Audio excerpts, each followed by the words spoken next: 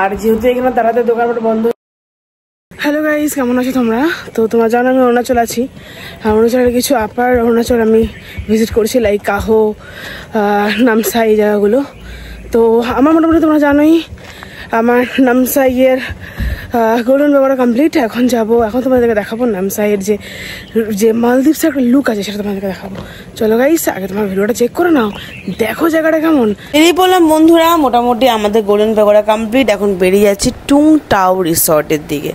টুংটাই resort সম্বন্ধে অনেকেরই জানা আছে, কারণ তোমরা অনেকেই জানো ওটা দেখতে অনেকটা মালদ্বীপস লুক দেয়। তো আসলে কি কোনো মালদ্বীপস লুক দেয় এটা? যাই হোক, আমার সেরকম কোনো জানা নেই, কিছু ফটোস কালেকশন দেখেছিলাম, সেটা থেকে একটা আইডিয়া রেখেছি যে হয়তো দিতে পারে, বাট যাই না, শুনেছি প্রচন্ড ভিড় হয় সেখানে। এবার যেহেতু উইকেন্ড পড়েছে তো আই থিঙ্ক ভিড় তো হতেই পারে। তো চলো গাইস, দেখি জায়গাটা এক্সপ্লোর করি, তোমাদের সাথে শেয়ার করি।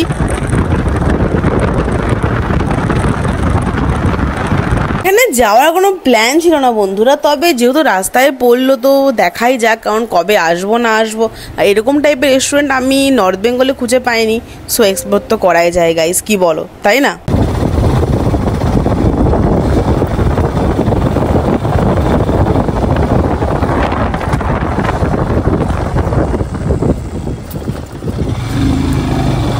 কাছাকাছি আস্তে আস্তে ওয়েদারটা যেন ডাল হয়ে যাচ্ছে। তবে এই রিসোর্টে যাওয়ার একটা মজাদার ব্যাপার আছে, এখানে যাওয়ার সঙ্গে সঙ্গে টিকিট চাবে ওরা, 50 টাকা নাকি 60 টাকাতে টিকিট কাটতে হবে গাইস। আমি যেটা জানতাম না, পরে বন্ধুদের কাছ থেকে শুনছিলাম। প্ল্যান ছিল এই টুংটাও রিসর্টে থাকবো, বাট এত কস্টলি যে সেখানে থাকার ইচ্ছাটুকু আমার আর ছিল না, কারণ আমি এত কষ্ট জায়গাতে থাকতে চাই না।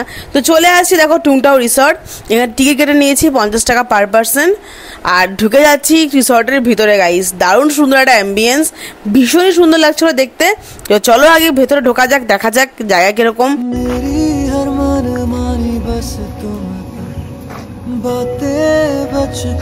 Guys enter the resort and দেখো রিসর্টে ঢুকেই প্রথমে রেস্টুরেন্টটা দেখলাম, দারুণ বড় একটা জায়গা নিয়ে তৈরি।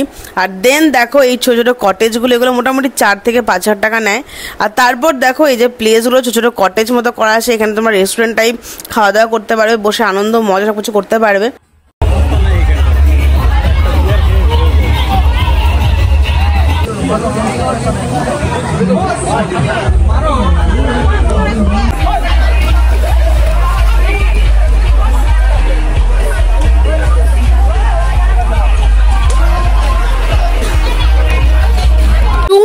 রিসোর্টটা কিন্তু ভীষণ ফেমাস গাইস, ভীষণই ফেমাস। তবে এখানে যে মানে জিনিসপত্রের প্রাইসগুলো জাস্ট দেখলাম, খাওয়া দাওয়ার মোটামুটি 500 নিচে কোনো কিছু তুমি পাবে না গাইস। আর যাই হোক, এখানে ড্রিঙ্কস সম্বন্ধে আমার কোনো আইডিয়া নেই, তো তোমরা আসলে দেখতে পারবে, বাট জায়গাটা কিন্তু ভীষণ সুন্দর লাগবে। কিন্তু এত ভিড় ছিল যে অসহ্য লাগছে। কটেজগুলো দেখো গাইস, ভীষণ সুন্দর। তোমরা এখানে কটেজ নিয়ে থাকতে পারবে, মোটামুটি 4 থেকে 5 হাজার টাকা পার পার্সন হিসাবে পড়বে হয়তো, আমি যেটা শুনেছিলাম, তাই আমি এখানে আর থাকিনি গাইস। এতটা ভিড় যে খাওয়া পসিবল না, কারণ হলো যে খেতে গেলে এখানে প্রচুর লেট হয়ে যাবে, আর আমাদের এখনও আরও 40 কিলোমিটার বাকি আছে। তো চলো গাইস, আমরা ওয়াকরুর পথে আগাই, যে রাস্তায় কোনো লাঞ্চের জায়গা পেয়ে যাই আমরা খাওয়া দাওয়া করবো। সাইডে আমরা থাকবো না, আমরা থাকবো ওয়াকরুতে, এবং ওয়াকরুর দিকে আগাচ্ছি। আমার তো মনে হচ্ছে আমরা ওয়াকরুতেও জায়গা পাবো না, কারণ ওয়াকরু একটা খুব ছোটো মোটো প্লেস, এখানে অত কোনো হোমস্টে নাই, 1-2টা হোটেল আছে হয়তো। बातें बचकानी बस तुम तक, मेरी नजर दीवानी बस तुम तक, मेरे सुख दुख आते जाते बस तुम तक। गाइस ऐसा लग रहा है कि शाम ढल रहा है और हम लोग और भी जंगल की तरफ जा रहे हैं।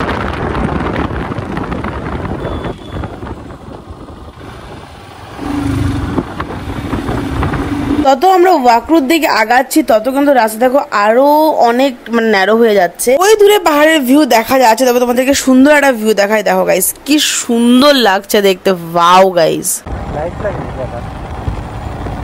কাহোর জার্নিটা বেশ রোমাঞ্চকর হচ্ছে গাইস, জানি না আগে আরো কি পাবো। এখনো ওয়াকরু আসতে আর জাস্ট 5 to 6 কিলোমিটার আছে হয়তো, কিন্তু গাইস যা মানে রোমাঞ্চকর লাগছে, কারণ রাস্তায় না লোকজন একদম ছিল না।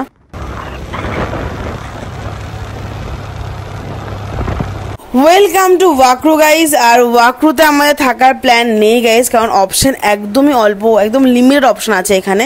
তো সেই জন্য আমরা একটু এগিয়ে যাওয়ার প্ল্যান করেছি। আর দেখো গাইজ, এখানে লোকজনের বসতিও ভীষণ কম। তোরা রাস্তা আমি যাব, তোমরা জাস্ট লক্ষ্য করবে এখানে কোনো হোটেল হোমস্টে ভাবে নেই, হয়তো দূরে দূরে আছে। এখন খুঁজতে গেলে খুব চাপে পড়ে যাব আমরা এই দূরের রাস্তাগুলোতে, কারণ অনেক উপরে উঠে নিয়ে হবে খুঁজতে হবে।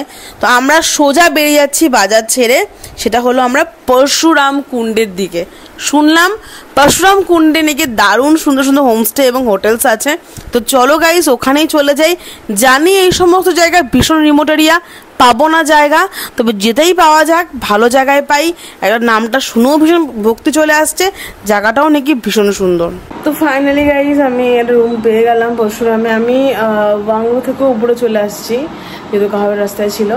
তো তোমাদেরকে রুমটা একবার চেক আউট করাই, দেন আমি ফ্রেশ হই। আর যেহেতু এখানে তাড়াতাড়ি দোকানপাট বন্ধ হয়ে যেত, তো আমাকে রাত্রে খাওয়া দাওয়া করতে হবে, ডিনার ফিনার করে দেন তাড়াতাড়ি ঘুমাবো, কারণ কালকে আবার 4টার মধ্যে আমাকে কাহর জন্য বেরিয়ে যেতে হবে। আরও মোটামুটি 200 কিলোমিটার আছে গাইস। তো চলো তোমাদেরকে আমি একটুখানি রুমটা আগে দেখাই দিই। একদম ঘরোয়া একটা ভাইবস পেয়ে যাবে গাইস। দেখো কি সুন্দর সেট আপ আছে। আচ্ছা, আর একদমই মানে রিমোট এরিয়া এগুলো, তো বুঝতেই পারছো এরকম পাবো আমরা। বাথরুম মোটামুটি ঠিক আছে, আমরা রুম রিমোটের সাথে জায়গা পেয়েছি, এটাই অনেক। তো গাইস আমার এখন রুম কনফার্ম হয়ে গেছে, তো এখন এখানে ঘুমাবো, তাদের খাওয়া দাওয়া করে। তো চলো গাইস, কালকে নেক্সট ভিডিও কাহো নিয়ে আসবো, দেখা হবে। আর এই ভিডিওটা লাইক শেয়ার সাবস্ক্রাইব করে দিও, আর ফেসবুকে থাকলে ফলো করো আমাকে আরও নতুন নতুন জায়গার খোঁজ পাওয়ার জন্য। চলো গাইস, টাটা, লাভ ইউ, অনেক ভালো থাকো তোমরা।